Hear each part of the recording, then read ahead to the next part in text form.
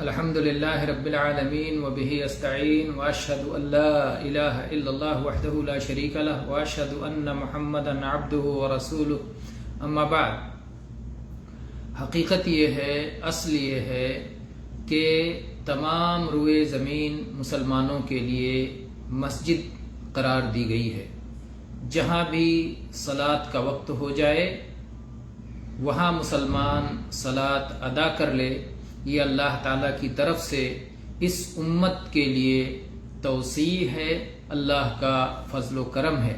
اللہ تعالیٰ نے اصل یہ رکھا ہے کہ ہر جگہ سجدہ کرنے کی جگہ ہے، ہر جگہ پر سجدہ کرنا جائز ہے، لیکن بعض مقامات اس سے مستثنیٰ ہیں شریعت کی نظر میں. وہاں پر صلاۃ کی ادائیگی درست نہیں ہے اور اس کے اسباب ہیں، کیونکہ یہ شریعت معقولیت پر قائم ہے، حکمتوں پر قائم ہے. مثال کے طور پر شرک سے بچانے کے لیے، شرک سے دوری اختیار کرنے کے لیے، شرک کا سدباب کرنے کے لیے، شرک تک پہنچانے والے وسائل سے بچنے کے لیے، جیسے مقبرہ، قبرستان میں صلاۃ کی ادائیگی منع ہے. اسی طرح سے ان مقامات پر ادائیگی منع ہے جہاں پر شیاطین بسیرا کرتے ہیں، شیاطین اپنا ڈیرا ڈالتے ہیں، جیسے اونٹوں کے باڑے، یا وہ مقامات جہاں پر کہ عام طور پہ نجاست اور گندگی ہوتی ہے، جیسے حمام وغیرہ، غسل خانہ، اور اس سے زیادہ گندی جگہیں ٹوائلٹ وغیرہ. تو ان سب میں نجاست اور ناپاکی کی وجہ سے صلاۃ ادا کرنا منع ہے. اب آئیے اس سلسلے میں احادیث پڑھ لیتے ہیں. اس سلسلے کی پہلی حدیث ہم پڑھتے ہیں ابو ہریرہ رضی اللہ عنہ کی، جو سنن ترمذی میں مروی ہے. سنن ترمذی میں 348 نمبر پر، اور امام ترمذی نے اسے حسن صحیح قرار دیا ہے، اور علامہ احمد شاکر نے بھی اسے صحیح قرار دیا ہے، اور اس کی اصل صحیح مسلم میں 360 نمبر پر موجود ہے. اللہ کے رسول صلی اللہ علیہ وسلم نے فرمایا: صلوا فی مرابض الغنم ولا تصلوا فی اعطان الابل، کہ جہاں بکریاں باندھی جاتی ہیں وہاں پر صلاۃ ادا کرو، لیکن جہاں اونٹوں کا باڑا ہے، جہاں اونٹ باندھے جاتے ہیں، وہاں پر صلاۃ نہ ادا کرو. تو اونٹ جہاں باندھے جاتے ہیں وہاں شیاطین بسیرا کرتے ہیں، وہ اس لیے وہاں پر صلاۃ ادا کرنے سے منع کیا گیا ہے. جبکہ بکریاں جہاں باندھی جاتی ہیں وہاں ایسا کچھ نہیں ہوتا، اس لیے وہاں پر اجازت دی گئی ہے. اگر کوئی کہے کہ اونٹ جہاں باندھے جاتے ہیں وہاں اونٹ پیشاب کریں گے اور اونٹوں کا گوبر پایا جائے گا، تو اس کا جواب یہ ہے کہ بکریاں جہاں باندھی جاتی ہیں وہاں بھی بکریاں پیشاب کریں گی اور ان کی میگنی پائی جائے گی، ان کی لید اور گوبر پایا جائے گا.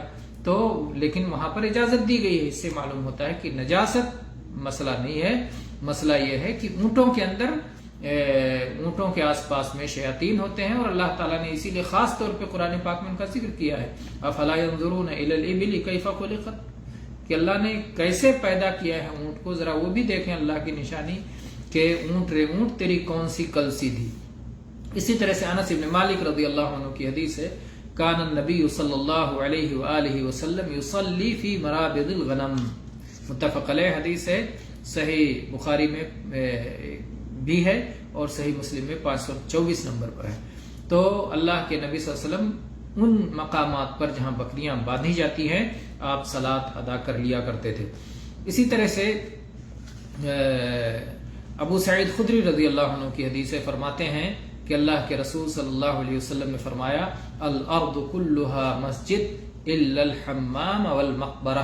یہ ابو داؤد اور ترمذی کی روایت ہے.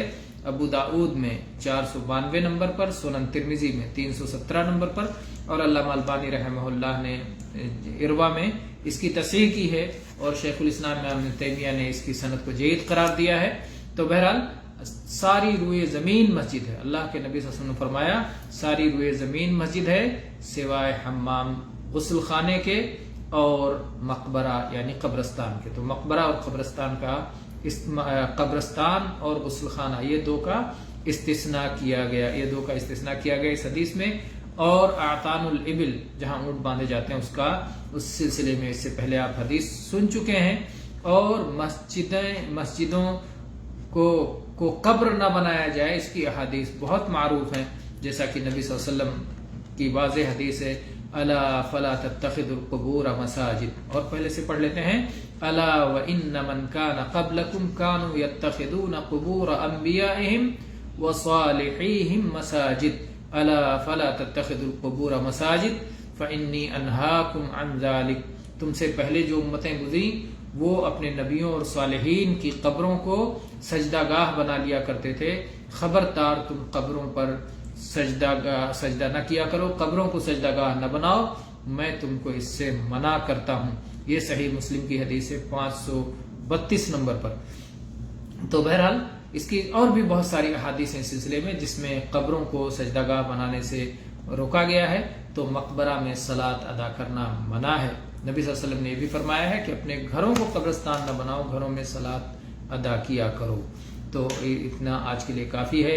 واللہ تعالی عالم والحمد للہ رب العالمین وصلی اللہ علی نبینا وسلم.